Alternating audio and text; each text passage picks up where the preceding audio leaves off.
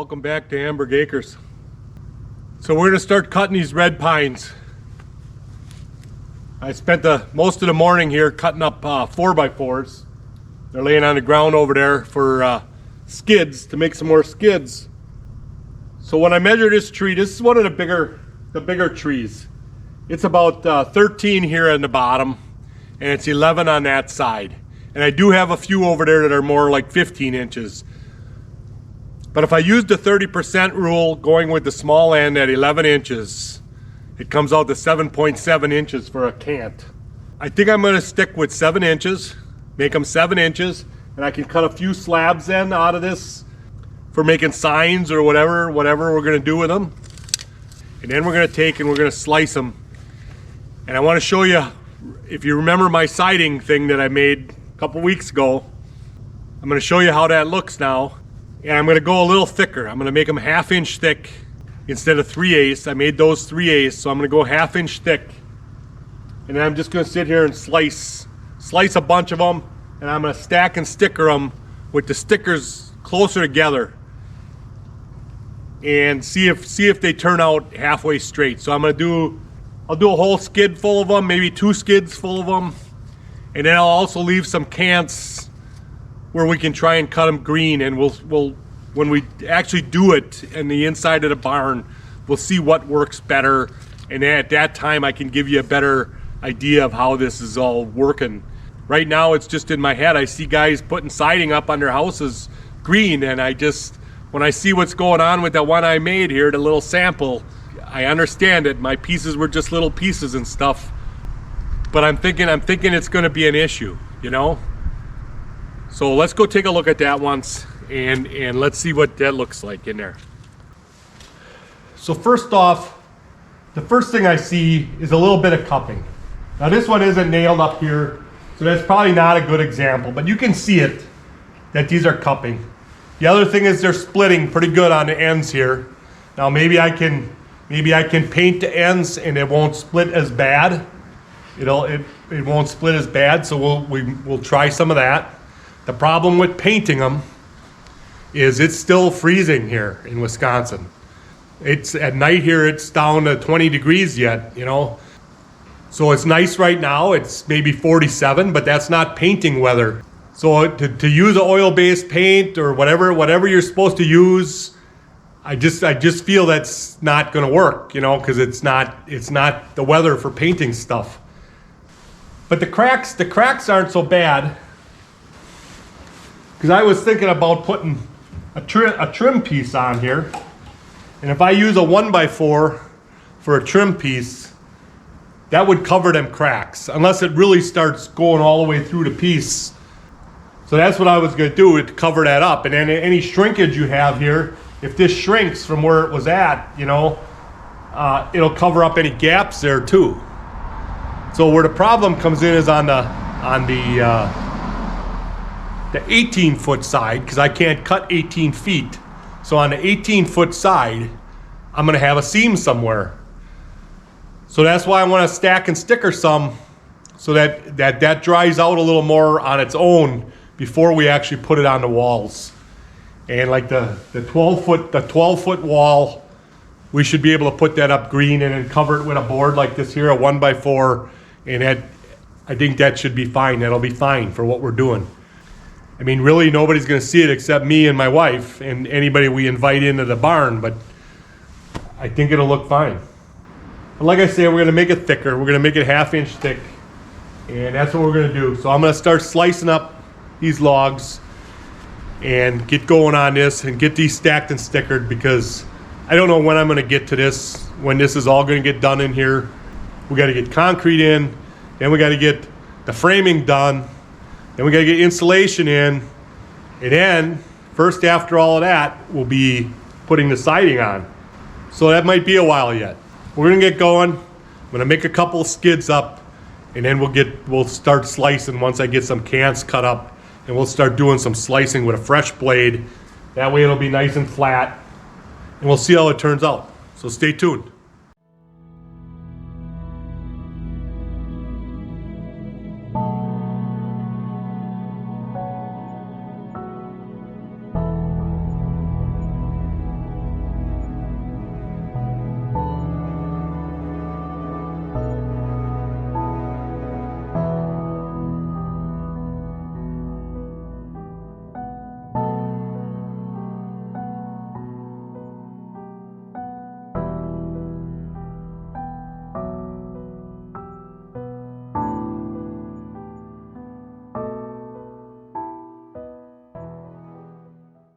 So if you remember when we cut these up at that guy's property, we cut them at 14-foot lengths.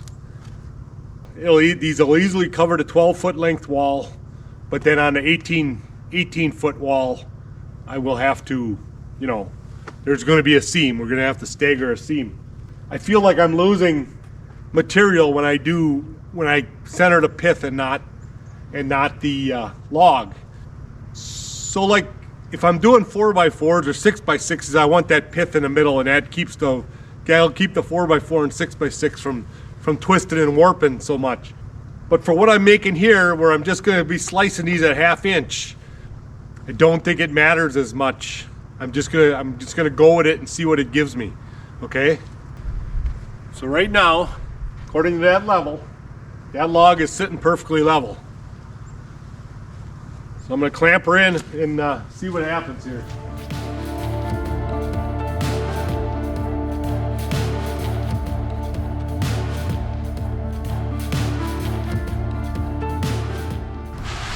So if it did anything, it gave me a nice straight slab on that side, on that cut. So we're gonna flip it over, see what the other side gives us.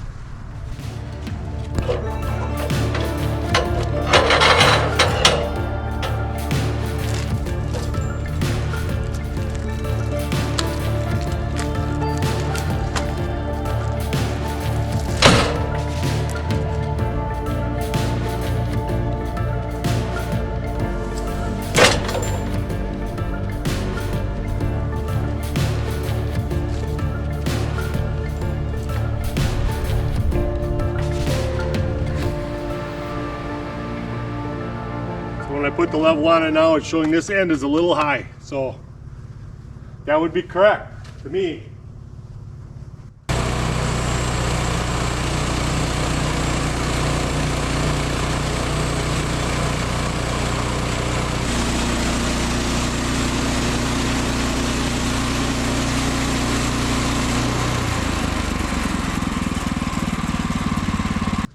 So there's my 7 inches. So I will flip the log up now and see what I get the other direction. If anything, like I say, my slab, my leftover piece there came out much straighter, and this part here is much straighter than the dippiness that I had on the other one over there. I hope that makes sense, but that's what I'm seeing right at this moment.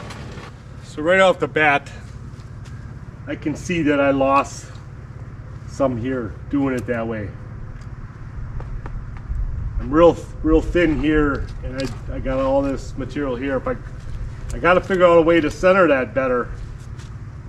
On that end, it doesn't look as bad, and that's the end I was going off, and that's the small end. So I guess that's, you know, that's what you got, you know. All right, let's fire this up, take this slab off of here, and then flip it over.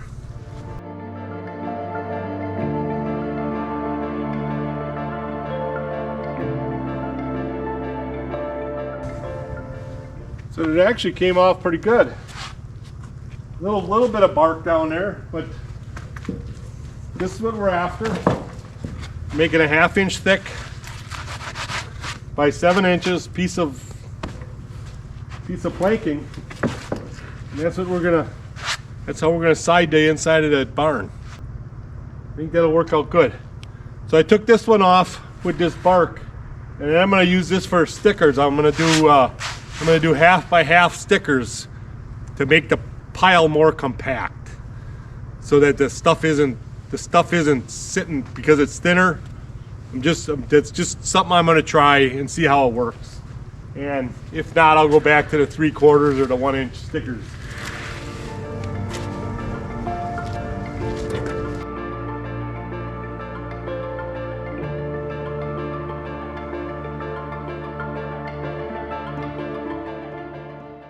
Well, what'd we end up with? We got our 7 inches that way, and we're at about 7 1/4. And I only got this little bit of bark right here. That's not too bad. So it's a horse a piece, but I think this log was a little smaller than that other one. I'm gonna keep trying that for a few logs and see how it turns out. Be back in a little bit. So this is my last piece. Now these were 3 pieces that I took off the end of my pile over there. The last ones I stuck on the pile over there. So I don't know if that was the bottom, middle, and top. This definitely looked like a top. It had a lot more branches sticking out of it. So I got my 7 inches.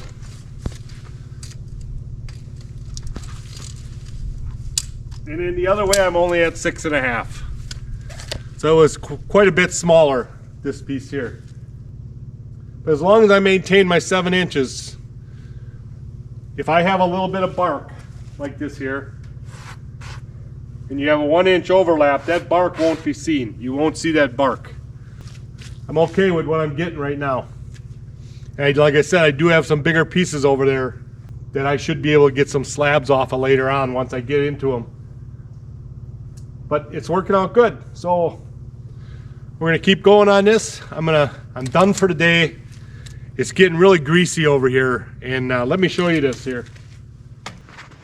So when I come out here in the morning, this is all this. I'm filling this in. This used to be a lake here. Every time it rained or snowed, this was like a ice skating rink last year. So I'm filling this in slowly. Okay, I still have a low spot right here. You can see the water sitting here. So I still have a low spot there. I got to put some more dirt in there. And the problem with moving the dirt right now is some of it's loose, some of it's frozen. So then you get the clumps, like that clump laying right over there. So I kind of stopped with what I was doing. But as soon as this dries up a little more, I'll put some more dirt in there. But it's getting real greasy. You can see my footprints here. It gets real greasy in the middle of the afternoon. When I come out in the morning, it's all frozen. I can work till, well, it's 2 o'clock in the afternoon right now. It's a beautiful day. So that's why it's getting like this. The top surface is melting. The stuff underneath is probably frozen yet, but that top surface starts melting, and then it's almost hard to walk, you know. So we're done for the day. We're gonna clean up, haul my sawdust and whatever else I got to do here, haul my scrap, my slabs over there, over to the wood yard, and we'll do that for the rest of the afternoon. Welcome back to another chilly morning. So I just got done with my 4th cant. So I did the calculations last night, and I need about 12 of these to side the inside of that, what we want to side in there.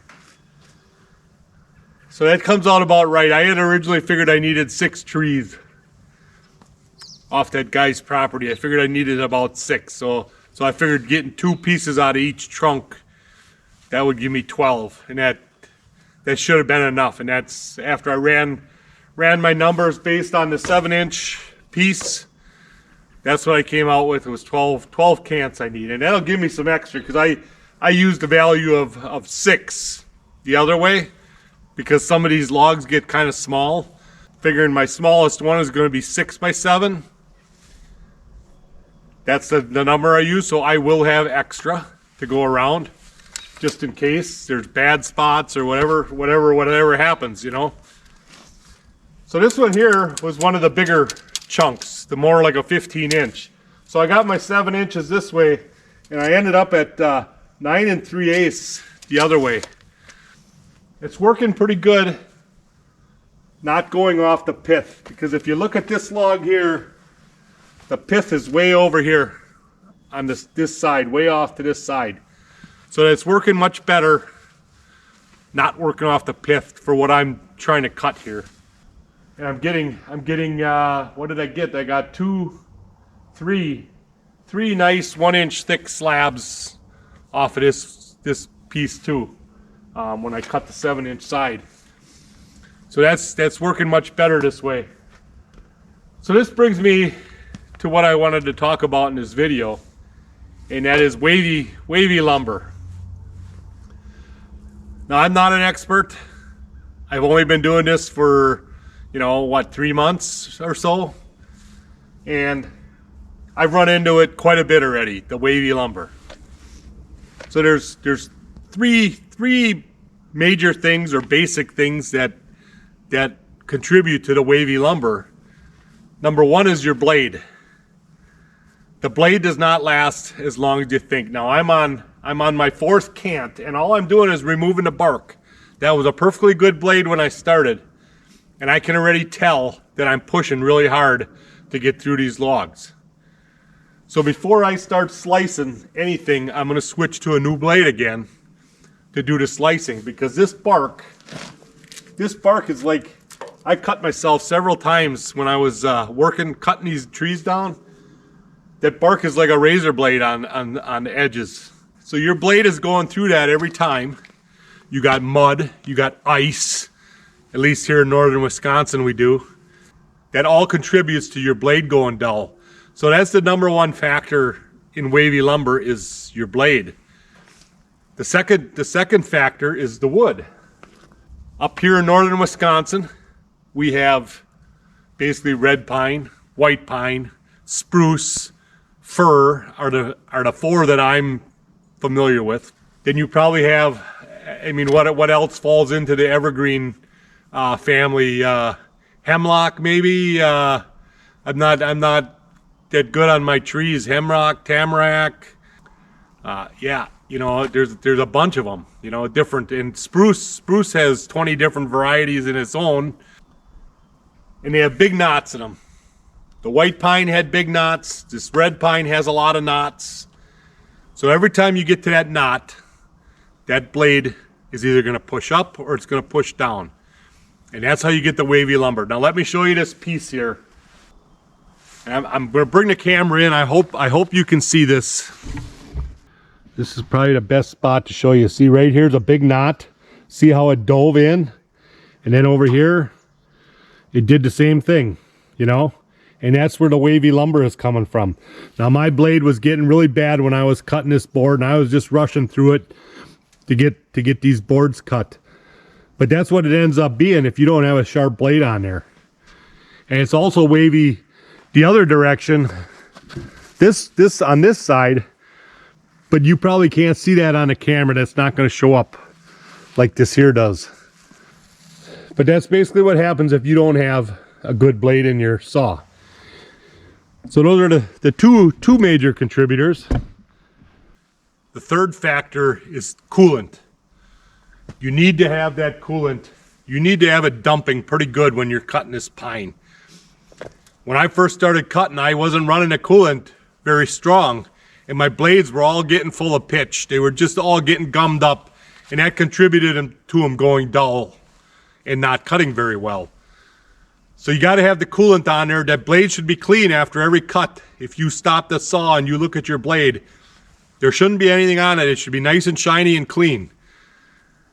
So there's different combinations. Right now I'm just running the windshield washer fluid in there with a little dish soap in it. So that's one combination. In summer they tell you just dish soap.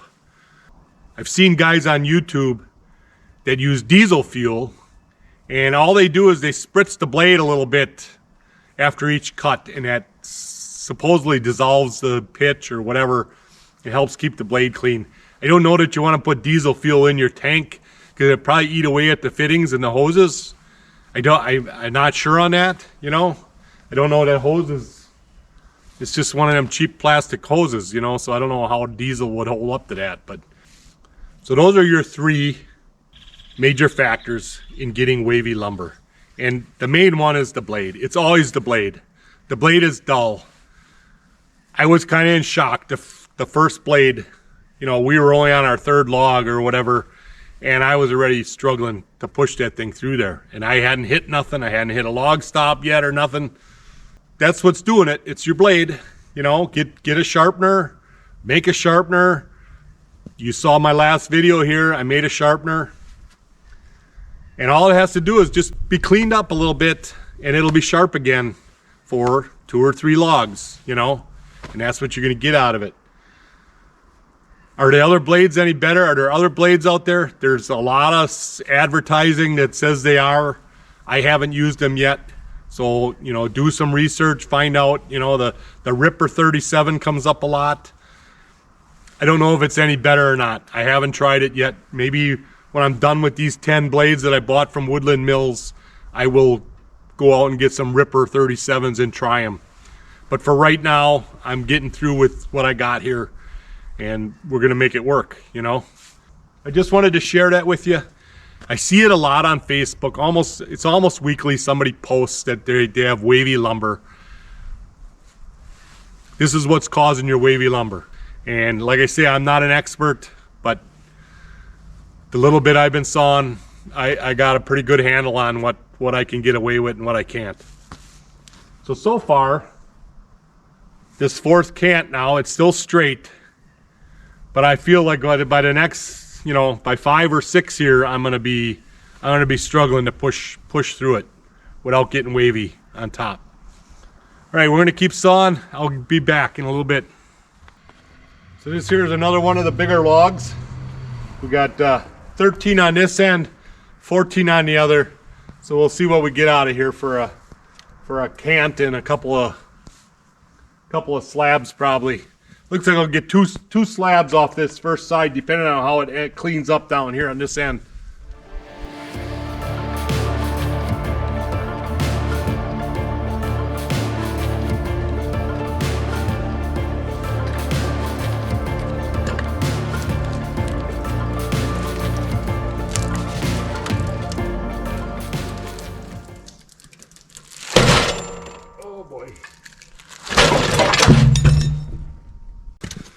Well, now you know how the fenders on your trailer get bent.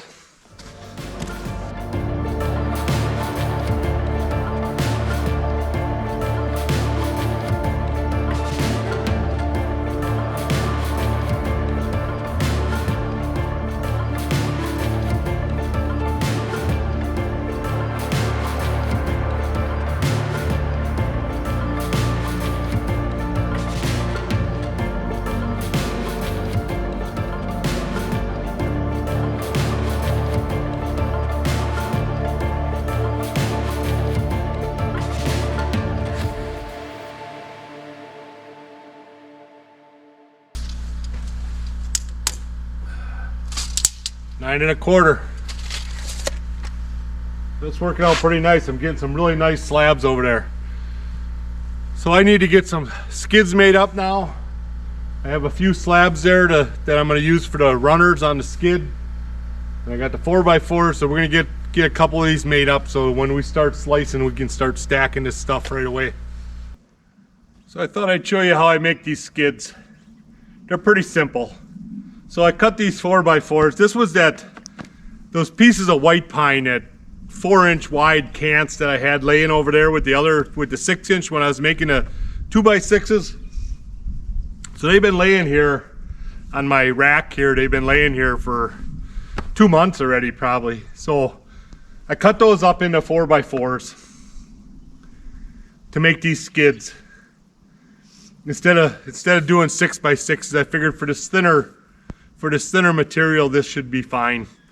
And then I'm using for the planks to hold it all together, I'm using the stuff, basically the stuff that first slab that comes off of the log. Your first one you take is all bark, and then the second one isn't always quite what you wanted, right? So I could get a couple of signs out of this side here, but that side down there is getting too narrow. So that's what I'm using. I'm just flipping it upside down. I'm using that for the planks to hold everything together. And we're just taking screws.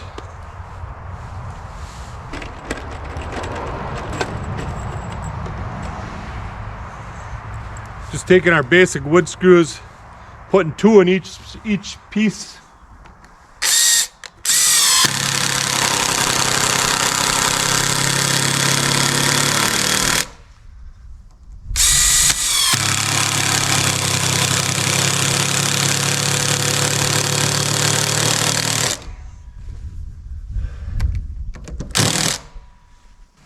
So now the next piece I put up here, I'm going to try and flip it. This is the wide end down here. So then I'll put the skinny end of the next one and kind of stagger them that way.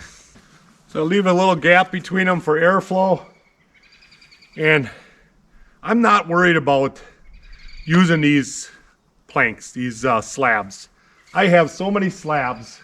I got 1, 2, 3, 4, 5, 6 beautiful ones just off of these last couple of pieces I did. And I got 8 more pieces there to cut yet. Plus I got a whole pile over there. I got slabs coming out of my ears. So I'm trying to use up the ones that aren't the greatest to use, and that's what I'm doing, and I'm saving the nicest ones off to the side. So I'm not worried about using these. I know somebody's gonna tell me, you know, that, boy, those are nice slabs. Why are you using them for that? I got slabs everywhere here right now. I got white pine slabs coming out of my ears, and now I'm gonna have red pine slabs coming out of my ears. I don't need any more slabs, you know? We're gonna get this screwed together and get it off of here. I just wanted to share that with you, how I'm making these skids and why I'm making them. We're gonna get going on this, finish this up, and then we got more sawing to do.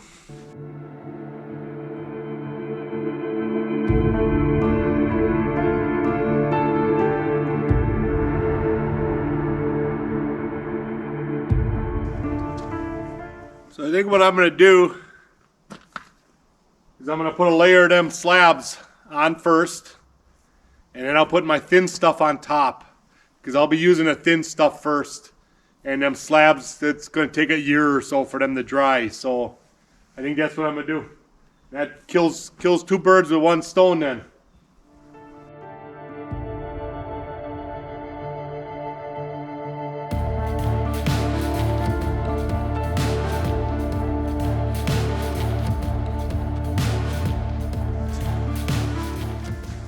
All right, there we go. 4 nice slabs. Now, if I haven't mentioned that before, those things are heavy.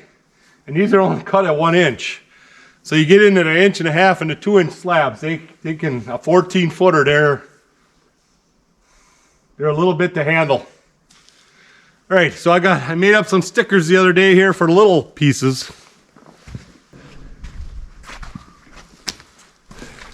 So I basically made 1/2 inch by 1/2 inch stickers for the thin pieces, and I'm gonna put a bunch of extra on there so that the board isn't so wavy. I'm hoping that's what I'm hoping for. All right, well, we got to keep cutting here. We'll get some more logs sawed up, and when I start slicing the 7-inch pieces, I will continue this video. Until then, welcome back, guys. We got a beautiful day here in Wisconsin. It is now mid-April. The earlier part of this video was shot a couple weeks ago, and I finally got all my cants cut up for the siding. So we're going to start slicing the siding. We had on April 3rd. We had some really heavy snow come through, 7 inches of really heavy snow, and we had some damage. So let's go do a couple of quick updates here so you know what's going on here. You probably won't see this video, I'm gonna say the beginning of May sometime. I'm trying to stay a couple weeks ahead, just so when stuff starts hitting the fan here with the barn and stuff, I don't have to quick jump to it and make a video or something. So right now it is, I don't know, 12th? Somewhere around the 12th of April, so mid-April. So let's go look at the damage we had from this storm. So in that 7-inch heavy snow, this Shelter Logic tent came down. This is where I usually had my trailer parked, but I didn't have the trailer underneath there because I had removed it for getting those red pine logs.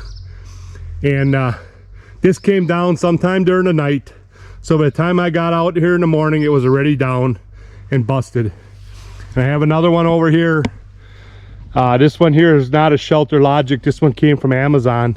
This is normally where I have the tractor parked in the summer out here underneath this tarp. Now that one held up, but it was heavy, and you could tell the poles were all bowed. They were ready to go. A little bit more snow and they would have went. But then I went and I don't know if you can see it on that front corner right there. I hit it with the plow. That stuff was so slippery, that snow. I was sliding all over the place, and I was trying to back up, and the front of the plow hooked on that one and bent that. So now I gotta at least repair that one. I think we're out of the clear now with the snow, but you never know. We've had snow in May already. So that's one update there. So this here is the other update. I had talked about this in a previous video about making a hitch for the grapple. so I can use the grapple out here and I can still move the trailers around and stuff without having to take it off and put the forks on. So this was very simple. I took some of that 2x2 tubing I have around here and I just put some blocks on the back here and it hooks right into the grapple and it's good enough for lifting a trailer.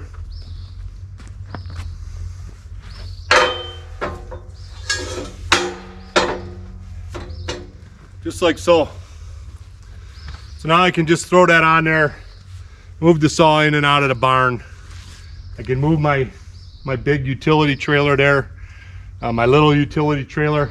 I don't know if that would be strong enough for moving the big camper. I don't know. That's kind of light.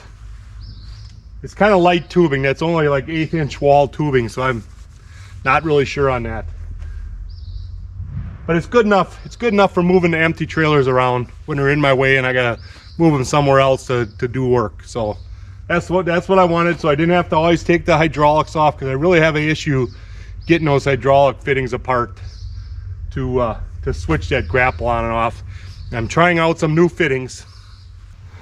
The jury's still out on these fittings. These are, and I forget the brand name, but they're called under pressure fittings. They're for a skid steer is what they're made for, and they're supposed to let you pop those apart and put them together under pressure. So right now I've used it 2 or 3 times with that fitting on there. I only bought one because they're 50 bucks for a set, so I only bought one. So I put them on there and I've only used them a couple times now and they work just fine. But what I want to see is what happens when it gets to winter, when I have ice and everything else built up on there, if it's still going to work. So I'll get back to you on that at a later date, I guess. Look who showed up, my little buddy, neighbor boy.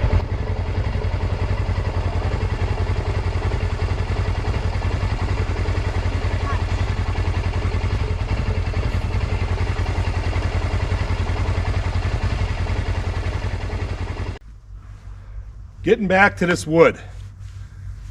Now I squared these up using those resharpened blades that I've been resharpening with that grinder setup in there. And they didn't turn out too bad, but they're still a little wavy. And I just put on a brand new blade. I got a brand new blade on there right now, and I cut 8 4x4s, and I already had the cant squared up, so there was no bark, no nothing. 8 4x4s, and I can already see the waviness in the wood, and they're not bad. I mean, they're fine for what I'm using them for. But that's a brand new blade, and I only got 8 4x4s, and it's already given me a wavy cut. And we talked about this earlier. What's causing a wavy cut? It's the wood, it's the blade. But there's a brand new sharp blade on there that shouldn't be giving me a wavy cut. So the other thing I came up with is that I'm just moving too fast through the log. I have to slow down and try and just push it through. Let's cut a couple slices off here, see what it looks like.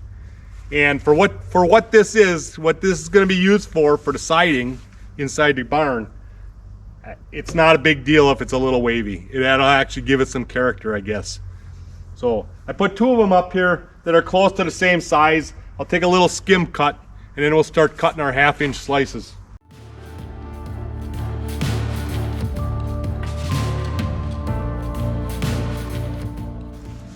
All right, so that's what we're after. About a 1/2 inch thick. So I'm using the actual scale, the actual ruler. 1 inch is 1 inch, but then you lose your little bit of your saw kerf. So this is measuring just like a 1/16 under a 1/2 inch right now. So basically it's 7/16. But I'm going 1/2 inch on the scale. So this is what we're after. I think this will work good. We're gonna stack and sticker these like I showed you, and I will show you when I get a couple here. I'll show you how I'm gonna do that with the smaller stickers. But we'll keep cutting here. We'll get this all milled up. Shouldn't go too bad. So I'm just using this. This is a drywall blade, and I'm just using it to take off some of that loose sawdust.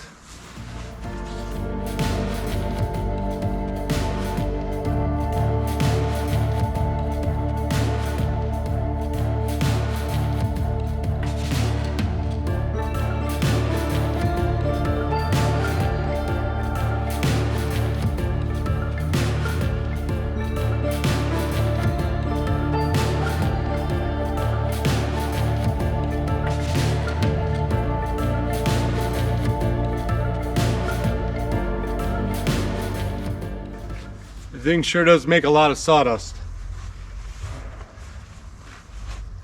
There we got eight nice pieces of siding. So when I showed you this the last time, I put 5 stickers between these thicker boards. So now I'm going to do them same 5, so I'm right on top of them with these smaller ones.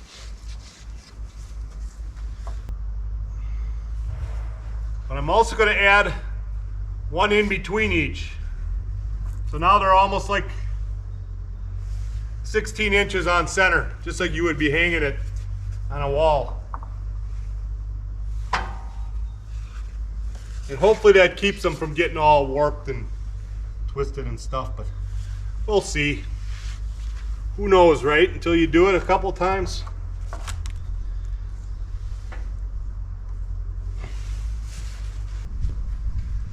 So we've got a total of nine stickers on there now.